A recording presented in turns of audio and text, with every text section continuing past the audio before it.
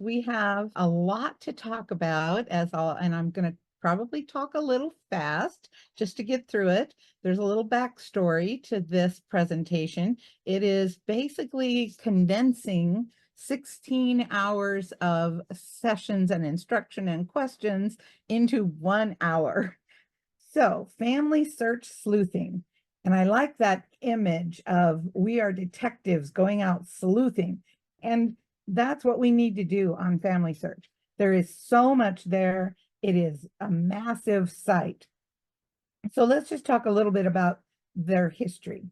Family Search is a very powerful website that is growing in leaps and bounds all the time. Family Search is a nonprofit entity. It's over 125 years old. It's sponsored, as most of you probably know, by the Church of Jesus Christ of Latter-day Saints. Just a little statistics. As of May, so just a month ago, there were all of these huge numbers in searchable names, in digital images, digital books online, sources in the tree. I mean, we're talking billions of most of these things. 1.6 billion people are now in the family tree on Family Search. I watched a webinar by Connie Knox from Genealogy TV, and she used the analogy of thinking of each of us as one grain of sand, and the tree is the whole beach. So if you think about how big that is, and at least 500 million records are added every year. And now using some AI, that number is just going to keep going up. Now notice up here at the very top, 16 billion searchable names and at least another 35 billion unindexed. So you can see from that, this next slide, well, no, sorry, to correct myself, I have another slide a little later. But with all those unindexed things, less than 10% of the records we can find on Family Search overlap with Ancestry, Find My Past, My Heritage, and the other bigger sites, which just tells us that we must use a variety of these big name services. We won't find everything there is to find on any one of them. So we need to not be afraid of Family Search. A lot of people I know tend to avoid Family Search more than some of the others. So if any of you are out there, I hope this talk today will encourage you to jump in. Okay, so just one pro and one con of Family Search. One of the biggest advantages is that it is collaborative. And by being collaborative, you're working with other people who are descendants of the same ancestors. And it avoids duplication of work because it shares the research. And you also get more done because if 5 people are working on it, different people are going to find different things that maybe you would never have found on your own. So that is a big advantage. But one of the biggest frustrations is that some of those other people working might change your work or make mistakes or both. Maybe they make a change that is wrong. So that is a big frustration for a lot of people. But don't let that push you away too much. That can be dealt with. Okay, so just the basics. The Family Search website is just familysearch.org. And this was the figure I was jumping ahead to a minute ago. Only 40% of the holdings they have are searchable, because 60% of what they have is still unindexed. So a lot of things, and this statistic, I changed it just for today because the latest information says 40/60. Before this, it was 30/70, and it had been there for years. So they've been doing a lot of indexing. And again, AI is going to help with that, I'm sure.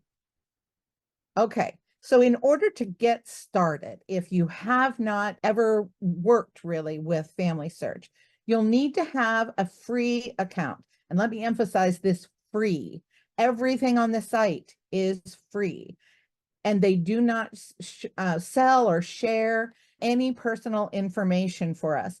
The only reason Family Search asks for accounts is just to help the subscribers. Many features are not available until you link to some people in the tree. So it's to our advantage to join in.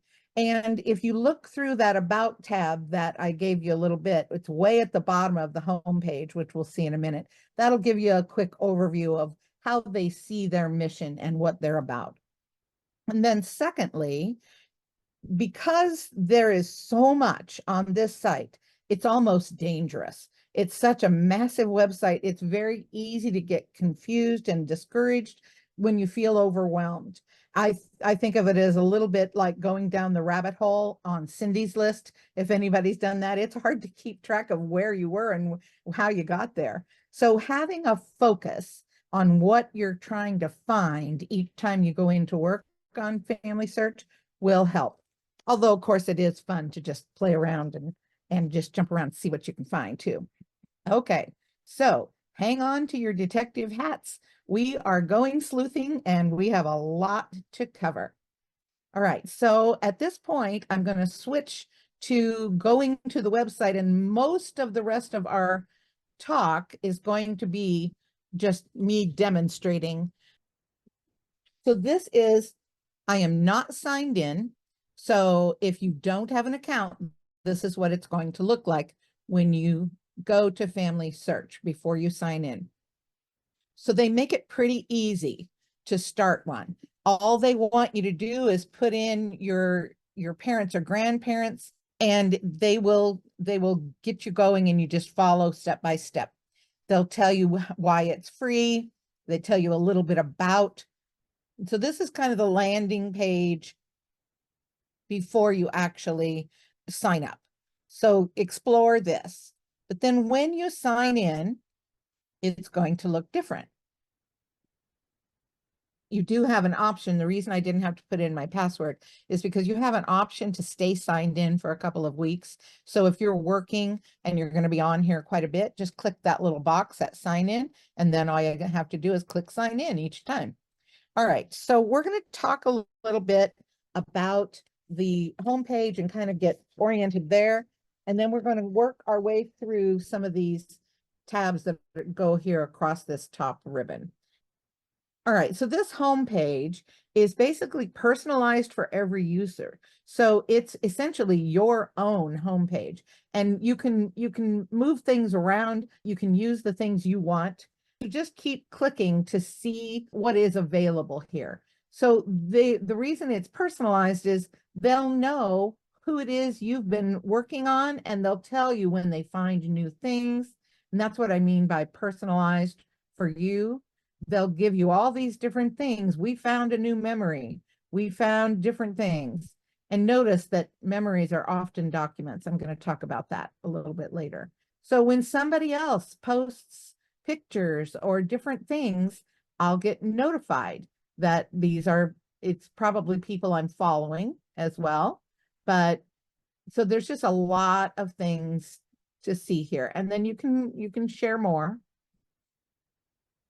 So items of interest are always at the top. And when it gets closer to time for signing up for Roots Tech, that's going to be big and bold right up at the top. So keep clicking next on the ones that there's several in a row so that you can be sure to see everybody. There are things that others add. That's the line we just did, photos and documents. And then there's opportunities to volunteer. Along in here, there's a search, just the basic general search. You can do it right from here, although I would recommend going and drilling down a little bit more. Ideas for getting started. Here's the get involved with indexing. So there's lots of different things that are accessible right here. They do give you your record hints right in here. These are people that I've probably looked at recently, and so they're coming up with hints for these different people. And then you can make yourself a to-do list. And I don't know how long this has been an option. I've never really noticed that until today. So this is the person who had put a bunch of these on my acquaintance side. So this is that same user, and they've got an easy click box that I can add that to my to-do list that I want to contact her. So that's nice. Here's my recently viewed people. They're starting to, and I'll talk about the experiment lab that's just been added, but they're starting to allow us to form a family group and invite family and friends to view your trees or here to share what you post, so that if you put some things up on FamilySearch and you want your families to see it, this is a nice way to collaborate just with that. And here's the new family groups. I won't talk a lot about this, but it is one of the things that's in what they call the experiment lab that we will look at. And it's where, because living people are not visible to anyone except the person who added them, this is a way for you to share with your own immediate family or some cousins your part of the collaborative tree so that they can see any living people that you have added. So that is brand new. And this is FamilySearch Labs. So we'll come back here and look at the experiments. So the family groups is one of those, but there's some other things that are really, really interesting.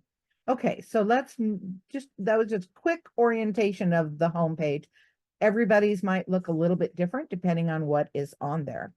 All right, so let's just work our way across this top ribbon. So everything above this, the gray line at the bottom of this white bar, stays here no matter what page you're on. So you can always access and navigate the site in this way. So anytime you click on the icon, this is true on lots of websites, it's going to take you back to this home page. And then we're going to quickly walk through each of these tabs and the different options they have. And just using them is going to help you become more proficient at it. It's like anything else, practice makes perfect. So don't let it scare you off. They've tried to use it. It's very intuitive, the things that they've included as the drop downs in each of these. And some of them have moved in recent years and consolidated in one area or another. So you can see each one has their own drop box. Once you have clicked on one of these, so let's just do one of them. So let's just go to the overview first. Once you've clicked, so you see this bar is still here, but once you actually go into the tree, I don't know if it does it so much on overview. Let me see if it's on tree. Then you get a second row. Here we go. That's what I wanted to see. You get this second row of tabs that just fall within the one that you clicked. So if you notice, it's all these drop down box. Now those are repeated as a second row, a second ribbon. Okay. So let's just go through now that we'll come back to these, but let's go through the icons. And I had to adapt the talk again for that because they've added 2 new ones since I've done this talk. So this one is new and fairly new, and it's locations.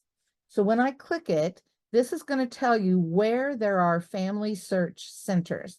Now, these used to be family history centers, and the main library in Salt Lake was called the Family History Library. But in, I don't know, the last year or two, they've changed it to use the same brand, FamilySearch, on everything, which I think is smart. So FamilySearch Library is the main library now in Salt Lake City, and all of the different churches around the world that sponsor a research area in their church are called family search centers, and there are thousands of them around the world. So if you click on find a center, you can immediately put in where you're at and it will tell you. So I'll just do mine here. I don't remember. Yeah, I think it will let me see. It pre-populates with towns, but see, in my area, there's a lot within a few hours. The one I go to is actually, okay, not one of the libraries, but one of the actual family search centers. I go to one, there's one in Sycamore, which is near me, so about a half an hour away. But now this is the other thing to remember. Many public libraries are now FamilySearch affiliates. And so a lot of the records, we'll get into this, but some records are restricted due to the contracts of whoever donated those to FamilySearch.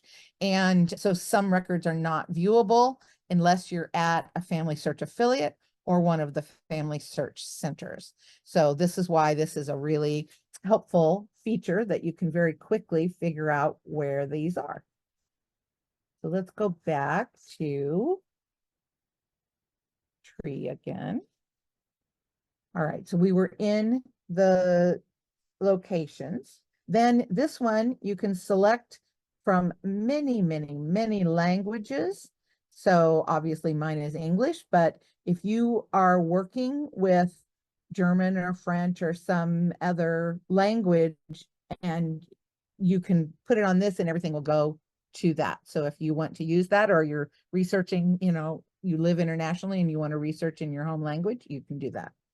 Then this one is kind of the universal icon for help, but it doesn't change. You don't lose where you were at. This one gives you a little pop-out screen, and it gives you various places to go for help. You've got the help and learning tab down here, the community, contact us, and helpful resources. So this is easy to do. You can, if you want to get started on just how to do family history, they have lots and lots of articles. They list it as articles and lessons. So there's lots of different things. And notice that there's a lot of places on the site that ask you to give some feedback, and they really pay attention to that. So if you have something to say, don't be bashful about it. All right, so if we go into the help and learning, I'll just show you a little bit. So now you can search by topic, or they give you a certain number of topics, and then all these other different, often asked different things. So just lots and lots of things. They are just super about giving you resources and helpful articles. And this is the self-help ones. So there's lots of ways to get to the wiki, and we will talk about that in a little bit more depth. So let's go back up to the icons. Okay, this is a new one.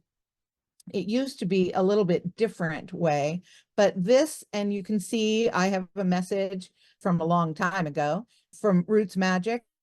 This is, I've seen it used the most for creating some communication between people at Roots Tech, but this, you can chat back and forth at just a couple of clicks with any other user if you would like to. And then this one is notifications.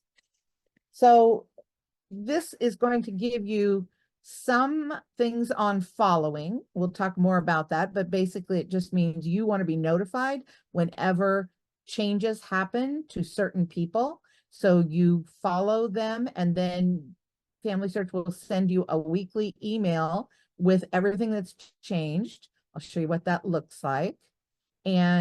But you can also get to it here.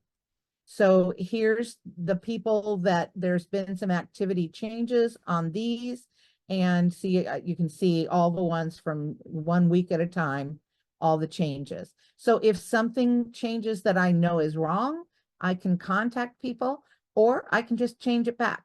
So these are helpful when you want to make sure nothing gets messed up. Looks like these are sources, and then I'd have to click to go see what these are. I wish I could just click every button with you, but that won't work. The other thing to notice on the notifications, I had a new one, and so you had that little red dot. So that appears whenever you have some new one. So there's lots of different things that you might get in the notifications. It won't all be that. You'll get anniversaries of birth, marriage, and death of both living ancestors and deceased ancestors. You'll get Roots Tech announcements here. They'll tell you if there's new. So this one's my grandson, so he's living, but then there's several others that are long ago ancestors. So lots of interesting things there. So you just check that periodically. And then there's a few things to note under your profile.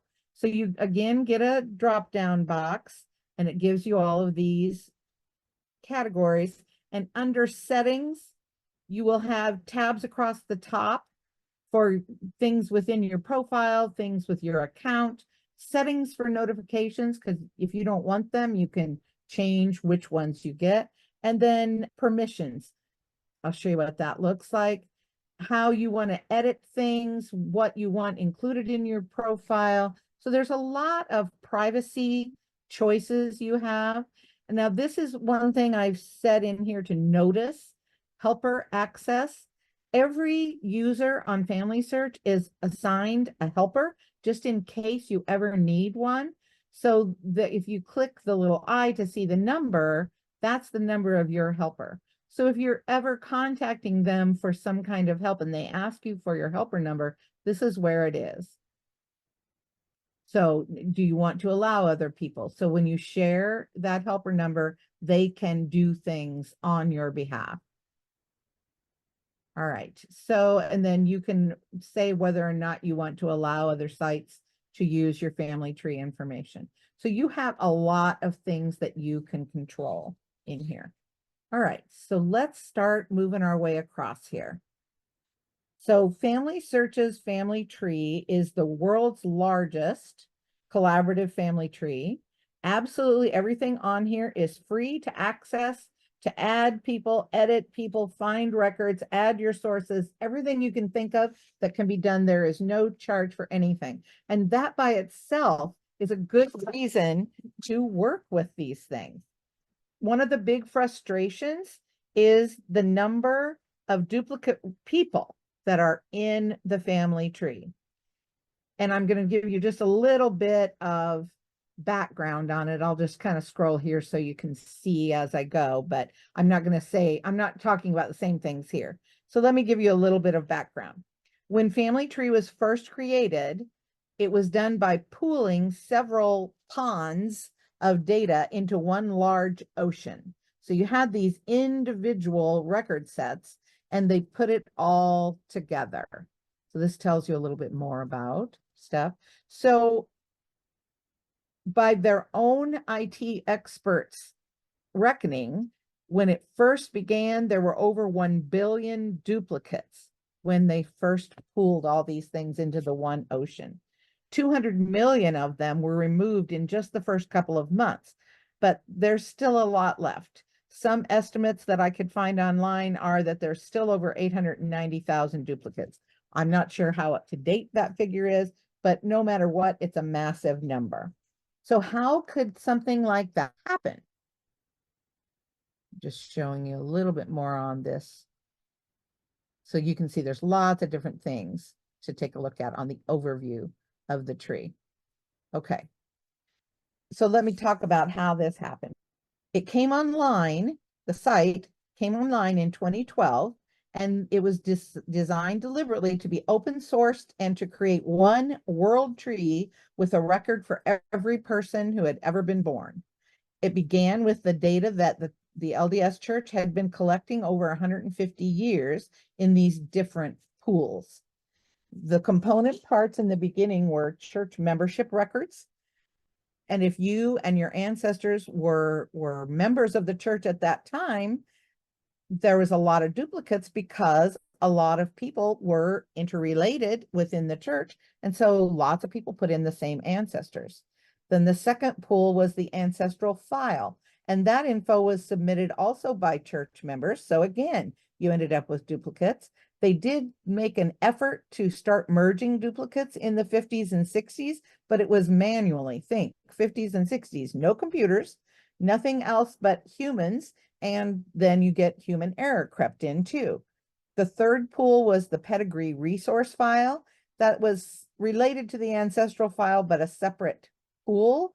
And there was no effort made at that point to merge people together. So again, if you and multiple cousins submitted the same thing, you got duplicates proliferating again. Then the IGI, the International Genealogical Index, was the next pool. And that was information taken from record sets all around the world, but it was researched by many of the people in those earlier 4 pools. So the people they were interested in might have been duplicated as well. And then at first, and for a few years, they allowed us as users to upload GEDCOM files straight into the collaborative tree.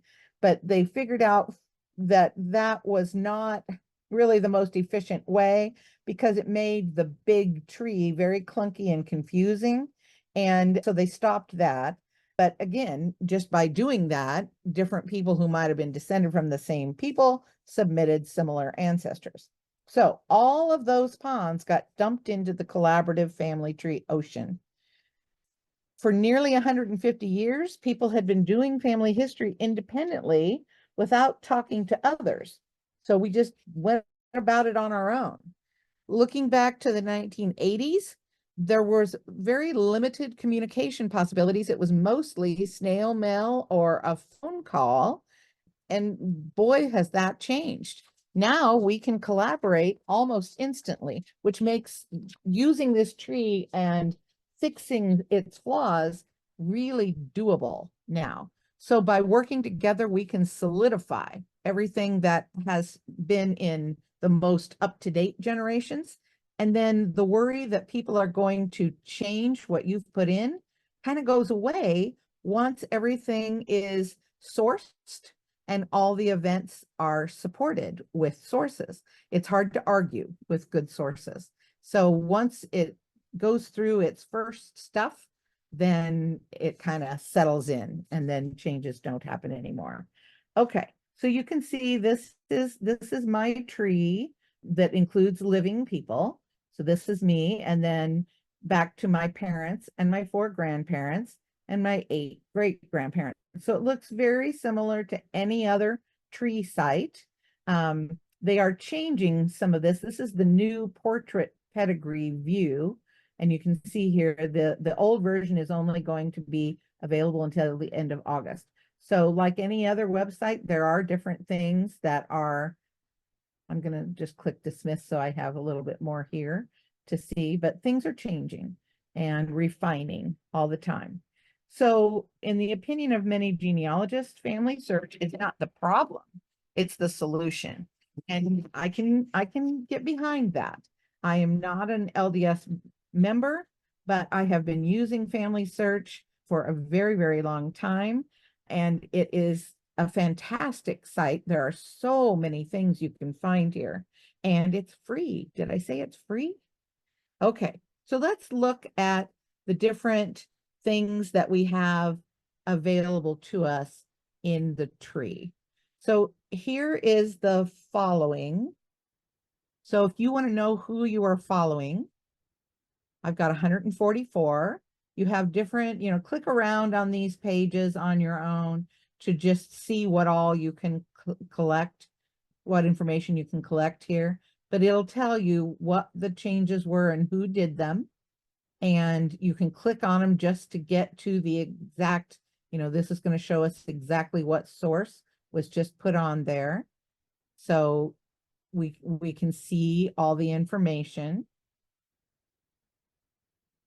who it's attached to, who did the changes, all of this different stuff. Okay, I'm going to go back. So this is the direct path just to find the list of people you follow. So when you're in the tree, let's go to somebody and I'll show you. I think I've got all of these marked. So let's go to this great-grandfather. So when you click on a person, first you get their summary card, they call it. So you can see all the different things there, and I'll mention this again. It gives you kind of a thumbnail sketch of the vitals that you have. And this star right here means that I am following. If I were to unclick it, you can see you're no longer following. But if I want to follow the person, I can do it right here from this summary page. You can also do it from the profile page, which is the person page. So you can go to the person page and it also shows following up here. So you can get to this in lots of different places. You can view your relationship from here as well. So if you want to see a diagram from any person, it'll show you and goes a little, and you can always make things bigger or smaller right in here. So that way I can see everybody. So this shows me the descent. Let me go back.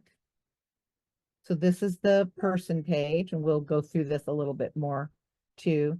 It's hard to stay on a straight path since everything's interrelated. I think I already said that once a week for the following people, you get an emailed list with any changes. And this helps you catch other people's mistakes early and stay informed. And if a duplicate was deleted or modifications were made, you're going to see it in that list, anything. So one thing to note on the following, be judicious is the word I put in choosing which people you're going to watch, you're going to follow. There's a certain group of people that a lot of church members call the revolving door people.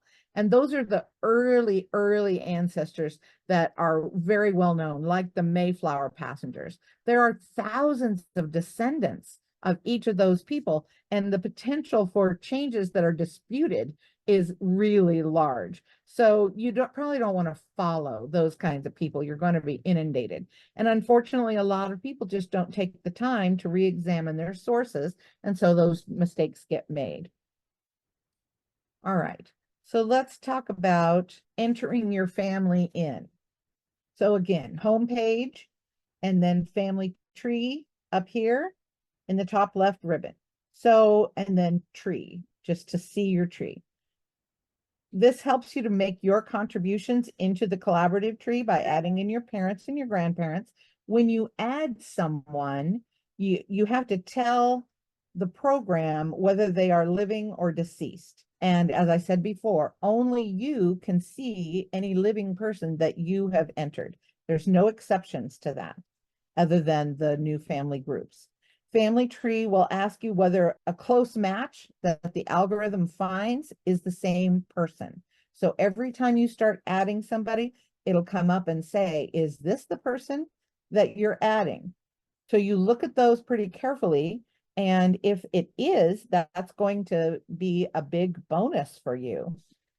If you find a suggested match for a deceased person, then any research that has already been attached to that person comes along. This can mean several generations being added with just a single click. And it also, by them searching on FamilySearch to see if your people are the same, that prevents you from putting yet another duplicate in that is going to have to be fixed or merged later on.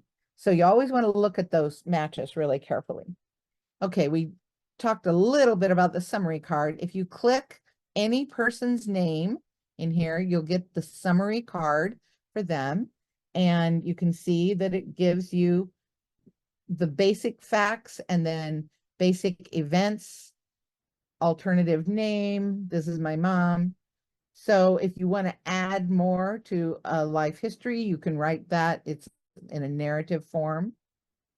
And then if you want to see more details, you can click person. You can click the name or person. It goes to the same place.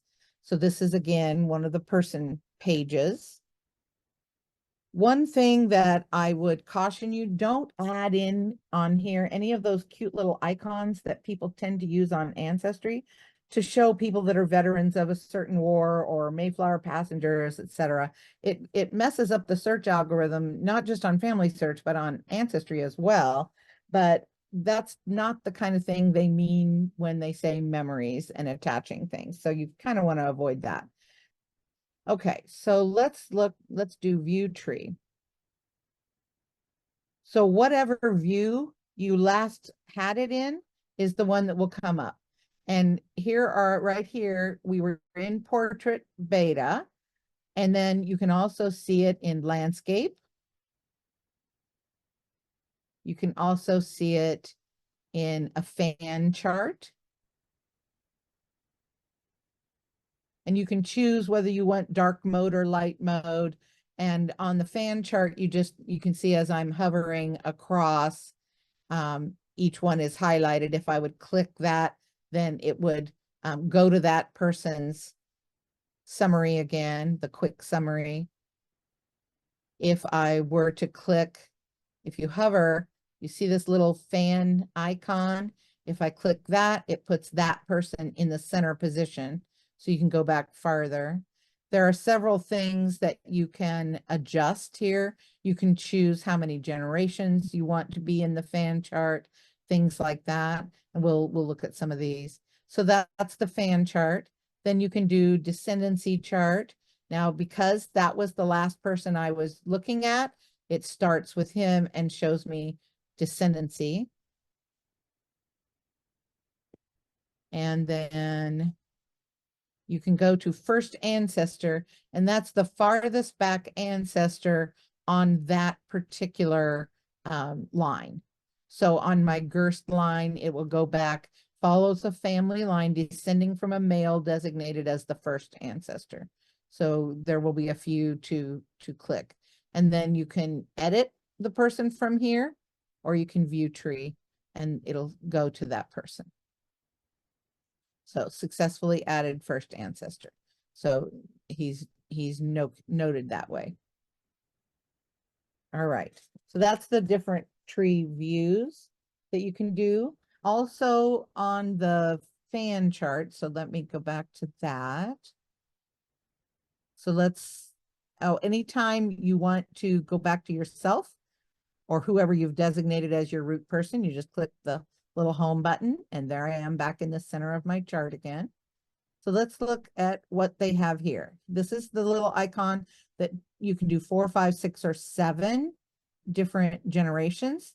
So if I do more, then I want to make it a little smaller so that I can see it all on one page.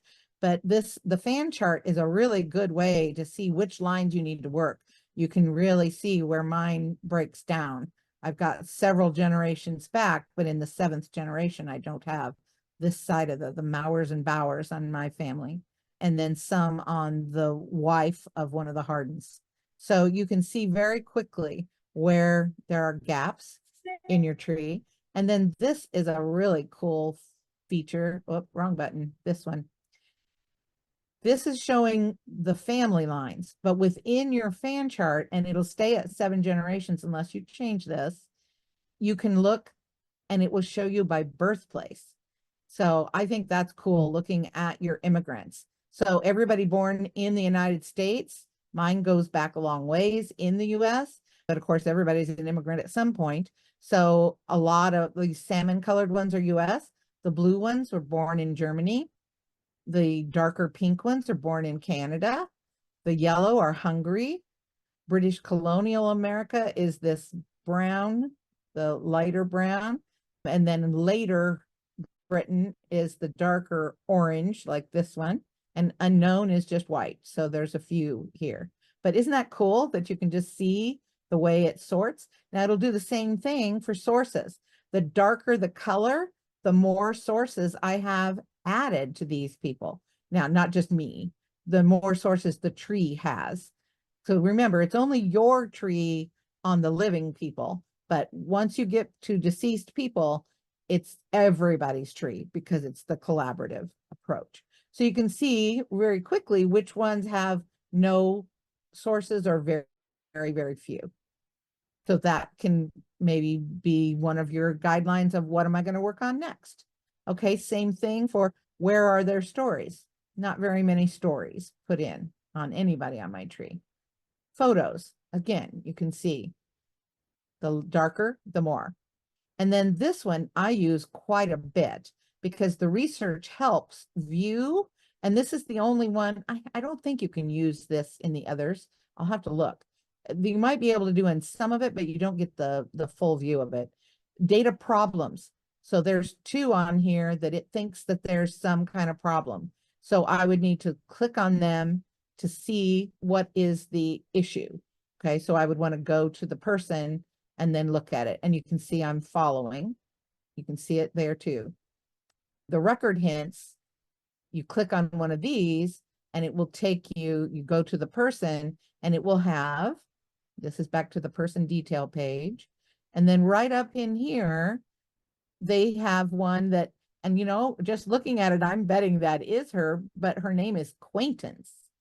But this is one of those, I've had fun with this one.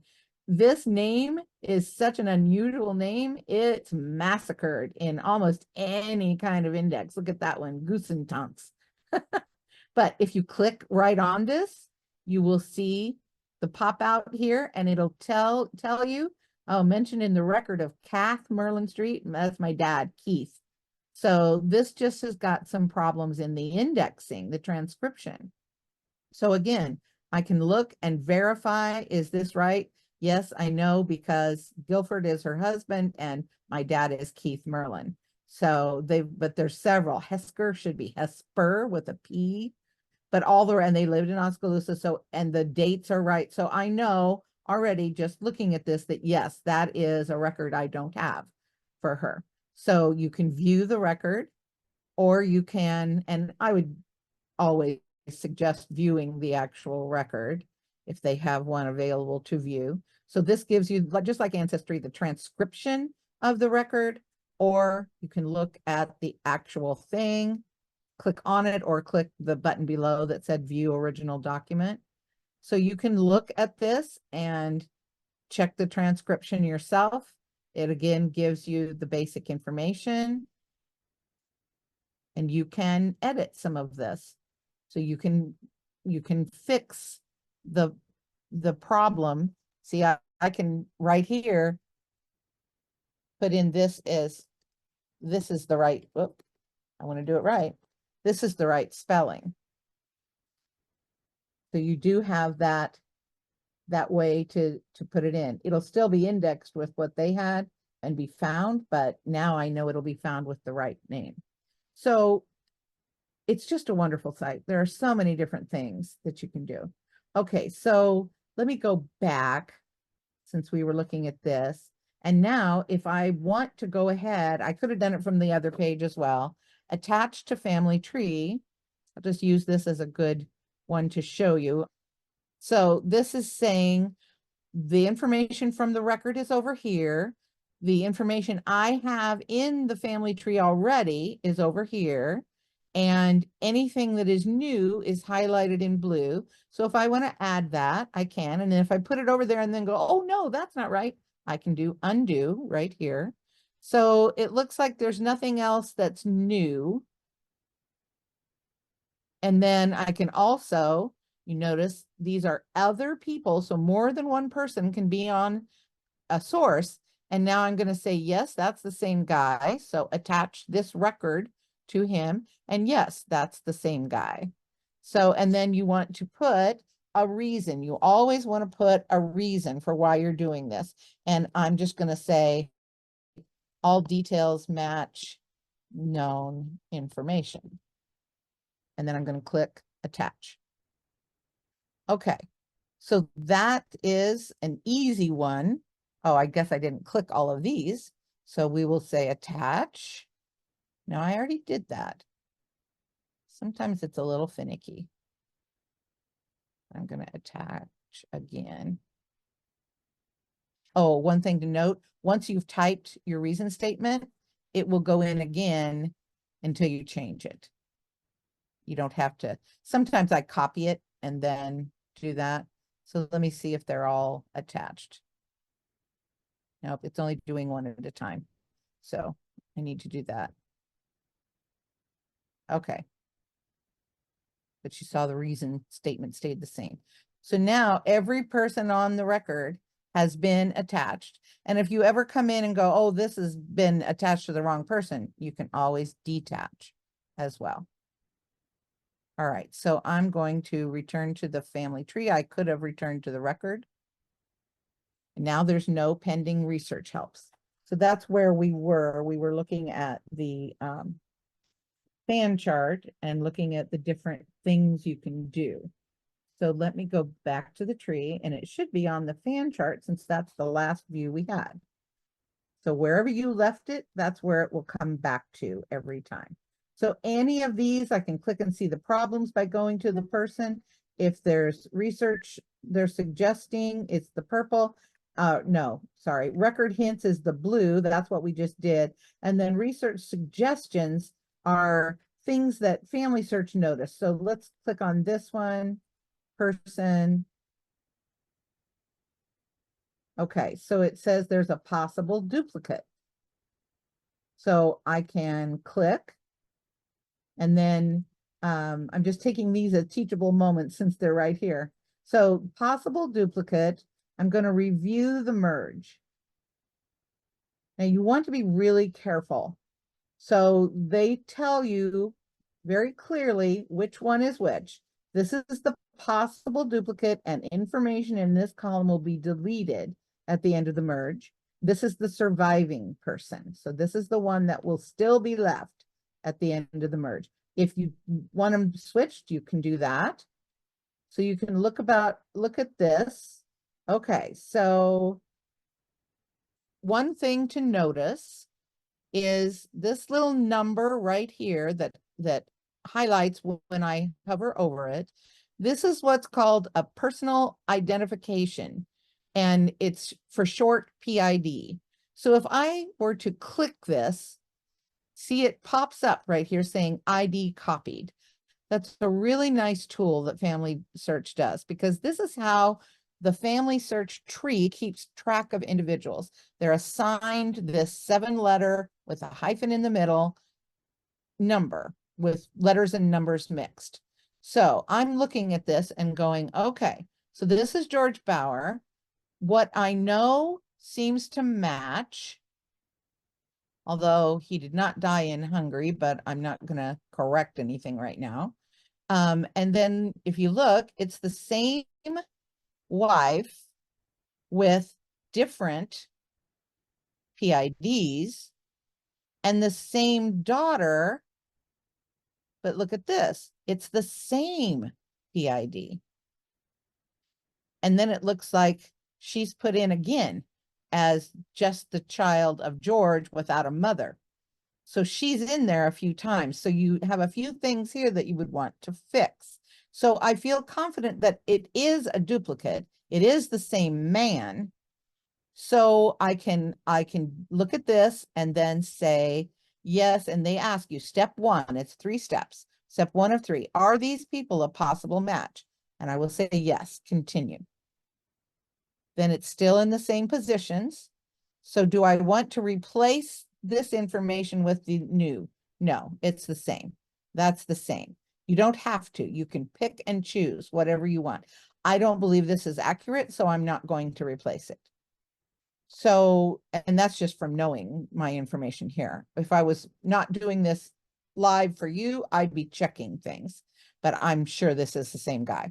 So it's got family and spouse, and then they've added them over here. So I'm just going to go ahead and continue, because once he's merged, then I can go back to his page and detach people that were duplicates there. So, and when you're doing it this way, where you're merging people, then they give you, which I think is great, these kind of standard suggested reason statements. And you can click to learn more about this. If you want to select one of these, you can. So you just click on it. So we'll say all vital information and relationships match, and it already populates the 2 ID numbers for the 2 George Bauers.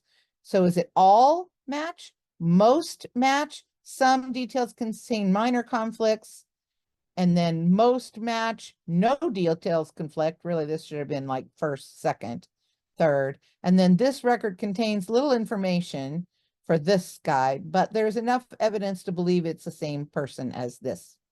Okay, so I'm going to say there was a minor conflict with the death place. So I would just add that. So you click it, it populates up here, and then I'll say minor conflict giving his birthplace as Hungary, which may be incorrect. So all you're doing is leaving breadcrumbs. So I will go ahead and say that that's my reason, and then confirm changes. So this is what he now looks like. So you can finish the merge here or down here, either one. You can go back, you can say, oh, nope, I changed my mind, it's not a match. And then it'll be marked as not a match, and other people won't be able to match it either without going through a process. So I'm going to say finish merge. And hopefully this isn't taking too much of our time. So I probably won't go through right here to do this. So this is now the same number, but the wife needs to be merged because those are 2 different PIDs. And then the child is the same, in all of them. So once you detach, well, once you merge the wife, one of these will go away. And then I'm not even sure off the top of my head what would be the best way. I'd have to sit and think about on this. I'd have to make sure she has the mother. So I can go to her and see what hers. So the outline of this person page is always the same. And you see there's a possible hint record, and you give this quite a bit. Possible missing child, there's a gap of 3 or more years between the birth of one child and the next sibling. You also get them, if there's several years before the woman gets old enough to maybe be in menopause and not be having children. So there's several of those different kinds of things. And you can click show all because there might be more. So this just changes to a different screen. Okay, so I'm going to go, well, I could have gone back with the arrow there too. All right, so yeah, it's the same format for any person page. You see the person up at the top with their vitals, and then the family members, their spouse with themselves here in marriage, their parents and their siblings over here, and then their children are all listed. So anytime you see a person page that you can fix, go for it, because it's a collaborative. So sometimes people get linked more than once, which is what we were seeing here. Okay. The default for your person page is whoever you've linked as your root person. So that's where you would go. Yeah, it's not going to give me a drop down there. So if we looked at what tree has, let me make sure there was nothing else. Yeah, tree person, it will go back to the person you were on, or to your home person when you first get in. Then recents, this opens a drop down box of all the people, usually up to the last 50 that you have been working on. If you click somebody's name or the tree icon, either one over here, it will go back to whatever tree view you were in before, or clicking their name will go to their person page. And then you can quickly add an unconnected person from this box. So that's in there as a tip. Okay, let's keep moving across these. Find opens a search dialog box. Now this is only searching within the family tree. This is not searching any historical records. You can get to this same place by going family from the home page, from going, sorry, not family tree, from the home page to search and then tree. It'll be the same screen. Like many websites, there's more than one way to get to almost everything. You can then find by name, or you can click the tab and find by ID. Remember, I copied one. So that was the one that I copied. So I just clicked and added paste. So now if I click, it's going to take me right back to George Bauer. Okay. So that's the find feature. Let me get back to where we were. Following, we already talked about. So it went back to the tree and fan. And then this is the last of these tabs here, my contributions. So this is showing you what you have changed, what has been done to different. So see, it's got all the things I've done just today while you've been watching. So you can see this list would go on for a long ways. The different people that what you've done, person merged, source attached, burial added, death changed, all these different things. And anybody else that's following these people will see these things as well. So then you also can see your stats. So during 2020, I was on FamilySearch a lot, evidently during COVID. So you can see I haven't been on it near as much this year. Had a lot going on. So that's your stats where you looked at my changes, and then private people. So these are all the people you've created that are living people. All right, and then you have some options.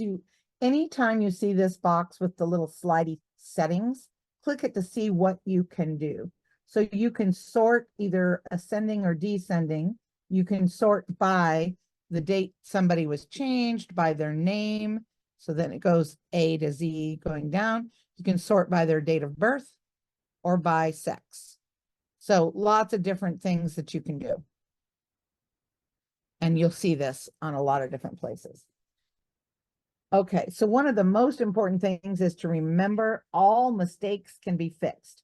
Don't worry about making mistakes on here. So then under search, homepage search, you get all of these different types of search, and the details of these are in your extra handout giving some step by step. So one thing to note is that things that are not indexed are mostly not included in searches either. But the one exception of that, if you remember back on the home page, so I just clicked the Family Search icon. Down here at the bottom is a new thing for Family Search Labs. And I give you the direct link for that also. So this use of this full text searching was just announced at RootsTech 2024, and this is revolutionary. So now I've already done try it. So when you go into this first, you'll see try it on all these different experiments that they're working with. Find help with AI search together is a new family connections activity. Profile quality score. These are just new things they're trying. Family group trees, I already mentioned. Merge analysis view. I haven't looked at this yet, but they tell us it's going to understand the nuances of a merge. So this is something to explore. I'm going to click go to experiment so that you can see what this looks like real quick. It lists the collections that are available. And on the site that I was in when I was starting to use this, it's US land and probate records, Mexico notary records, Australian land and probate records, New Zealand, and then also US plantation records. So you have to sign in order to use this, which I am. So when you try this, make sure, and then a suggestion is to bookmark this page. And then you can use keywords to search, or you can do some information from your ancestor, like name.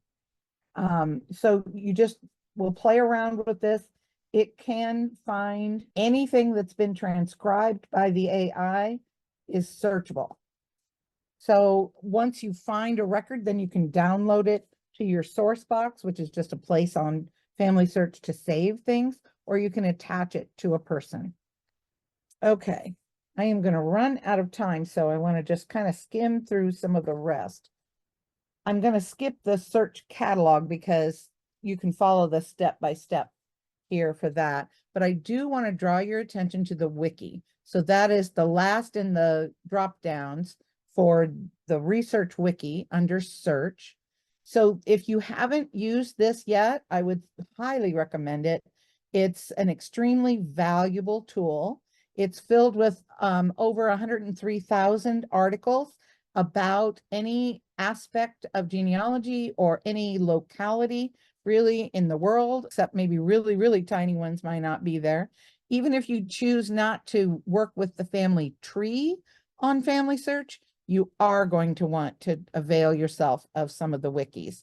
And it's collaborative. Starting on July 1st, it's only going to be Family Search employees or people that go through a special training that can add things here. And there's one thing I wanted to show you over here, this guided research over here at the left. You can type in a place and it will give you clues basically to where you would like to work with. You just click through the map, pick a place, and it'll give you lots of different suggestions. And then you can also do that through the main wiki page. It won't be the guided research, it's just telling you where the records are. So in the Memories tab, This one's pretty self-explanatory. You have overview, gallery, and then people and find.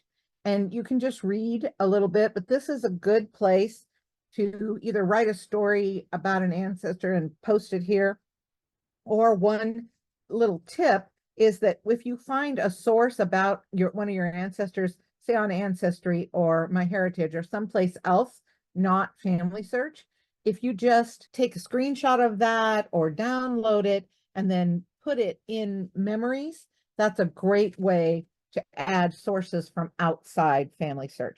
So people, you always want to check the memories gallery for any ancestor because other people may have put things in there, and then you can go to them and find them yourself. Get involved is the other tab up here. So there's lots of different ways that you can get involved. There are opportunities for working and helping FamilySearch get better all the time. So this page explains some of those. And one of the ways is to index. So that's one of them. So here you've got opportunities, the overview page, then the opportunities. It'll show you the people that you've helped find. I don't know why it has my contributions are Uruguay. It should have been United States. So that's the only error I found. But you can see everything that you have done and all the indexing that you have done. And then they have these 3 other easy ways that are just small batches of things. A quick name review, it gives you a list of 10 names and you look through to make sure they were indexed properly. Do you read it on the document the same way the indexer did? Then there's a full name review to make sure the whole name was put in. And then there's a verify places. It standardizes the places for ones that are unverified. So those are all quick and easy. You can do it while you're watching TV, ways to help. And then indexing tab. I used to do a lot of indexing. I haven't so much in the last couple of years, but I still have my target set of trying to do 100 that's my goal. But you can see it tells you how many you have indexed over your lifetime basically, and how many had to be sent for review, so it's very fun to do indexing. You find a project and you can pick different things. So you decide if you want to just do beginning, intermediate, or advanced, or you can check them for all of them. You download, well, you don't really download it anymore, but you click that you want to index a batch, you follow the directions. And then the last thing is activities. So these are just fun things. They add more at different times. Things like, where am I from? It kind of gives you a map that kind of shows all of your ancestors back a certain distance, how many generations, etc., and where you're from in the world. There's surname origins. You can see about where your surname came from. So I'll just type in my husband's. So then it tells you what it means and where it's most likely found. So it's interesting. So you can just kind of fiddle around with these. They're more to have fun. There's a compare a face, which is really cool. You can put in a picture of yourself, and I don't remember how many. Well, I don't want to take the time to show you, but you compare faces between maybe a current, like a granddaughter with my grandmother that I think she looks like, and then it will give you some tips about it, some descriptions. So it's very interesting. So this is just more for having a good time. A lot of them are aimed at beginners, but I still really enjoy them. So just have some fun exploring that. Okay, sources we already went through earlier. I showed you the source linker. That's the screen when you look at a source and then attach. So I went through that with you. And then the only other thing really that I had in here was the collaboration.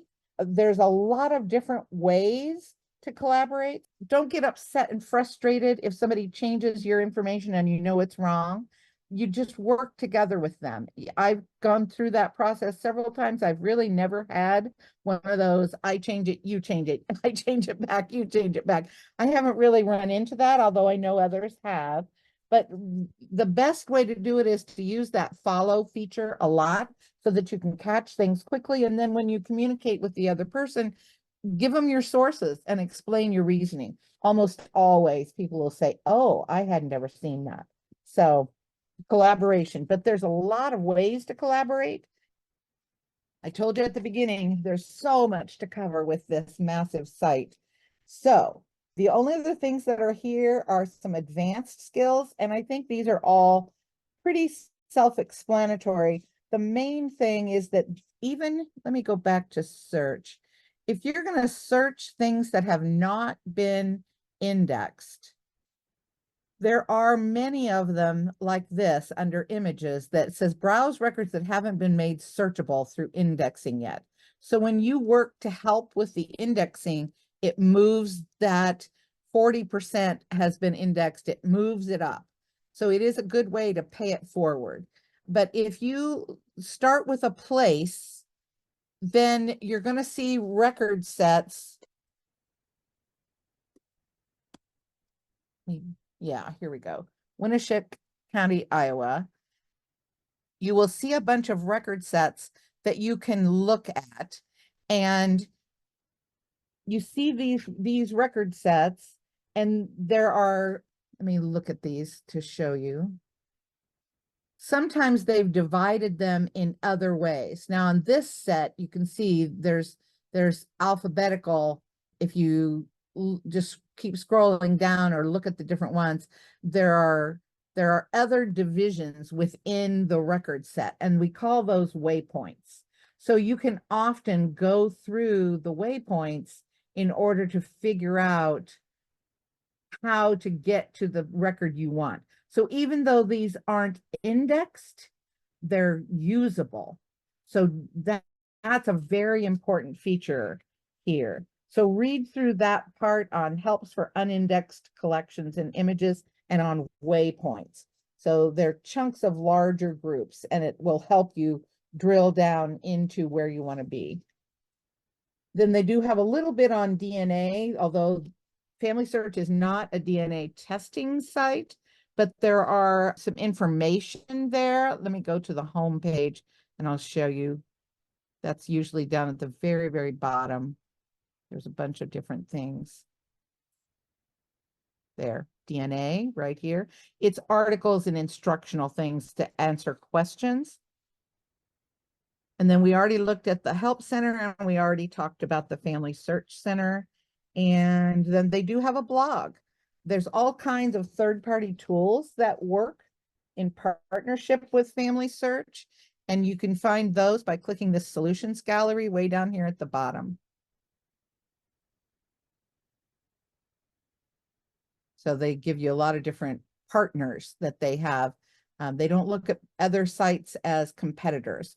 So you can just browse through these, click on different ones. And some of these are third-party tools that work well with Family Tree. Or yeah, basically with the tree. All right. So I am going to go back to my slides. And so we talked about the family tree, searching, memories, how to get involved, the activities, the sources, collaborating, some on the advanced skills, DNA helps, and then the more stuff right at the end. And just remember, this is your motto. All mistakes can be fixed, so don't worry about them. Additional resources, the last page and a half, I think, on yours is some YouTube videos that I've used and think that are really good. So thanks for attending. Sorry, I have to talk so long. Okay, I'm going to stop sharing so that we can come back and do some questions. So one question that we have is, can you detach only what you have added, or can you detach what someone else has added, has added also? And have Yes, you can improved? detach what other people have done. It's not just what you've done. That's the collaborative part. And that's what makes people mad when somebody does it to their work. So you just follow and watch and catch it and communicate. How do you add an image of a record not found in FamilySearch? Okay, that was the one I was saying, use memories. Just take a Mhm. screenshot of the image or download it and then, convert it to something that you can just put up there that you can attach. So under memories, when you add a memory, it can be a document, it can be a photograph, it can be lots of different variety of formats. So that's the best way to do it. There is a third-party tool called RecordSeek, I think, that gives you a way to do it, but honestly, memories works just as well as anything else. Thank you very much again for presenting today. We really appreciate your time, and just wanted to mention that if anybody would like a copy of the chat from today's program, or if you have any additional questions, please send us an email at genealogy@acpl.info. So that's in the chat, and we will be happy to help. So thank you, Laura, and thank you everybody for attending.